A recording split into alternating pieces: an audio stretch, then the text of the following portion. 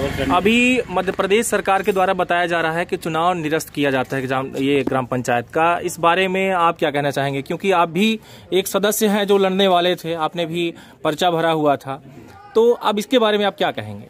कुल मिलाए के ये शिवराज सरकार जो बैठी हुई है मध्य प्रदेश में, और ये जो दलालों की कैबिनेट बना के रखे हैं लोग, तो ये अपने सिस्टम से अपने पैसा बचाने के लिए कहीं कभी कोरोना लगा देंगे और कभी बोल दें कि पिछड़ा वर्ग के सीट के लिए हम लड़ रहे हैं। तो ये गंदी राजनीति जो कर रहे हैं ST SC पिछड़ा और आदिवासी, ये तो पहले बंद कर दें। नहीं तो इसमें क्या नुकसान हो रहा है? नुकसान जनता का हो रहा है और चुनाव आयोग का हो रहा है, क्योंकि इनका नुकसान नहीं हो रहा है, राजनेताओं का नुकसान नहीं हो रहा है, जनता का हो रहा है। और जो फीस जनता से ली गई है तो वो उसका फीस का जो टैक्स है और जो उसका अगला कार्यवाही होगी, हान मान का दावा बनता है शिवराज सिंह सरकार के ऊपर। और इसको लेके जितने प्रत्याशी हैं मध्य प्रदेश में वो शिवराज सिंह के ऊपर दावा करें, चुनाव आयोग के ऊपर दावा करें और इसका खामियाबा शिवराज सिंह और चुनाव आयोग भरे, यही हमारी मनोकामना है और यही मैं कहना चाहता हूँ। शिवराज सरकार का कहना है कि बार बार इसमें कांग्रेस जो है तो दखलंदाजी कर रही है, चुनाव वो नहीं होने दे रही, बार बार जो है तो आरक्षण को लेकर के उसका मामला आ रहा है। इस बारे में क्या कहेंगे? आपको क्या लगता है, कांग्रेस इसमें सही है या सरकार ही सही है फिलहाल? क्योंकि मिला दोनों ये भ्रष्ट हैं, चाहे कांग्रेस हो चाहे बीजेपी। आप देख रहे हैं अभी बीजेपी कांग्रेस का नेता चोरी करके और खरीद के सरकार बनाया, तो वही तो भ्रष्टाचार पहले कांग्रेस वाले जो थे तो बीजेपी में जा रहे हैं। अब किसको बोलूं कि भ्रष्टाचार ही नहीं है? कौन जनता के हित में है, कौन जनता के अनहित में बैठा हुआ है? अभी ग्राम पंचायत में जितने भी सदस्य लड़ने वाले गए होंगे तो एक व्यक्ति का अगर देखा जाए तो कितना खर्च हुआ होगा? कम से कम मिनिमम 50,000 रुपए। सही बात। एक व्यक्ति का और 50,000 के साथ उसका जो अगला कार्यवाही है और हान मान का मुकदमा के श्रेणी में आता है चुनाव आयोग भी और ये नरोत्तम मिश्रा जी भी और शिवराज सरकार भी। ऐसी सरकारों के ऊपर हान मान का दावा होना चाहिए, ये हमारी मांग है जितने प्रत्याशी हैं सबसे। जैसे कि जनपद पंचायत के आप भी एक कार्यकर्ता हैं, आप भी लड़ने वाले थे चुनाव और लड़ ही रहे थे, आपका पर्चा वगैरह सब, टोटल खर्चा कितना आया आपका? इसमें मिनिमम हमारा 1 लाख रुपए खर्चा आया।